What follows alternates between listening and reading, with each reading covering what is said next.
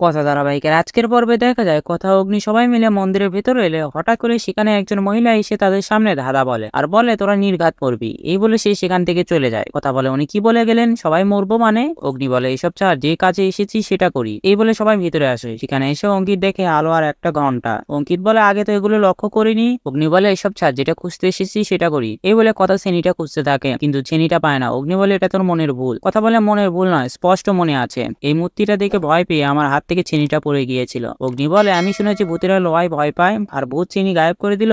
এরপর কথা দেওয়ালে দেখে সেখানে কিছু একটা লেখা ছিল কিন্তু এখন আর নেই। সেটা সবাইকে বলে দেওয়ালের কাছে যায় আর অঙ্কিত সেখানে কিছু ভাঙা পাথরের অংশ দেখতে পায়। অঙ্কিত বলে এখানে কি হচ্ছে কিছুই বুঝতে পারছি না। তারপর কথা অগ্নি দাঁড়িয়ে থাকলে মন্দিরের একটা ভাঙা অংশ তাদের গায়ের উপর পড়তে গেলে অগ্নি সেটাকে ধরে নেয় আর কথা ভয় পেয়ে যায়। অগ্নি কথাকে বলে তুই ঠিক আছিস? আমি বুঝতে পারছি না এটা কিভাবে পড়ে গেল। বাস থেকে পড়তে বলে এই মন্দিরের ভিতরে এখনো কিছু লোক যাতায়াত করে। অগ্নি বলে কারা করে, কখন করে, সেগুলো আমাদেরকে জানতে হবে। তখনই কথা বলে ওই দিদিটা আমাদেরকে কি বলে গেল। সব মিলিয়ে একটা রহস্য তৈরি হচ্ছে আর এখানকার লোকেরা যক্ষিণী নাম করে ভয় দেখিয়ে কিছু একটা করে, তার জন্য আমাদের মন্দিরে বারবার আসতে হবে। অগ্নি বলে একদমই তাই, এবার এখান থেকে চল। এই বলে সবাই এখান থেকে চলে যায়। এরপর সবাই হোটেলে ফিরে আসে আর কথা দাদাগুলো নিয়ে ভাবতে থাকে। আর জিমিরকে বলে আমি আগে দাদাগুলো নিয়ে লিখে নিই, তারপর এগুলো নিয়ে ভাববো। সেই মুহূর্তে সেখানে ম্যান্ডি সেখানে এসে কথাকে বলে দিদিমণি আমায় কি কাজ করতে হবে বলুন। কথা বলে তুমি বাইরে জামা কাপড়গুলো মিলে দাও। ম্যান্ডি আপন মনে বলে বাইরের জামা কাপড় মেলাবো তো ভিতরে কি কথা হচ্ছে সেগুলো শুনতে পারবো না। আর বলে বাইরে তো এখন বৃষ্টি হবে, আমি বরং ঘরটা পরিষ্কার করে দিই। এ কথা শুনে প্রিয়া বলে হ্যাঁ তুমি ঘরটা পরিষ্কার করে দাও। এরপর ম্যান্ডি ঘরের কাজ করে, তারপর কথা ধাঁধাগুলো লেখে আর সবাইকে বলে মন্দিরে যা কিছু হয় রাতে হয়, তাই আমাদের রাতে যেতে হবে। এ কথা শুনে ম্যান্ডি আপন মনে বলে গোবরদেবী খুব শিয়ানা, প্রান্তিককে জানাতে হবে। যদি রাতে গিয়ে পাহারা দেয় তাহলে তো ডিলটাই হবে না। তো বন্ধুরা ভিডিওটি কেমন লাগলো কমেন্ট করে জানাও আর এমন গসিপসে আপডেট পেতে আমাদের চ্যানেলটি সাবস্ক্রাইব করুন।